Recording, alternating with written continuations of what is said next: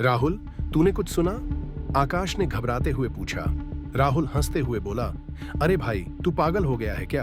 कोई नहीं है, बस जल्दी से घर चलते हैं। लेकिन कुछ कदम चलने के बाद फिर से वही आहट। इस बार राहुल भी ठिठक गया।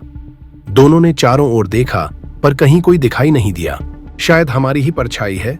राहुल ने दिलासा देने की कोशिश की, पर उसकी आवाज में भी डर साफ झलक रहा था।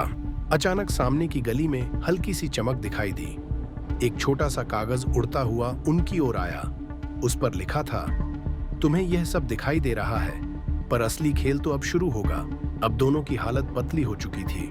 राहुल ने कहा, आकाश, मुझे नहीं लगता हमें यहाँ रुकना चाहिए। आकाश ने कागज को पलटा और देखा कि उसमें कुछ और लिखा था। अगर अब चले गए तो पछताओगे, पर रुके तो रहस्य का पर्दाफाश हो सकता है। दोनों की आंखों में सवाल थे, क्या वे रुकें? क्या वे भाग जाएं? इतने में उनके बगल में एक पुरानी इमारत का दरवाजा अपने आप खुल गया। अंदर से एक धीमी सी आवाज आई, आ जाओ, तुम दोनों का इंतजार था। दोनों ने डरते डरते इमारत में कदम रखा। अंदर का माहौल बहुत ही डरावना था। चारों ओर मकड़ी के जाले और टूटे फूटे फर्नीचर।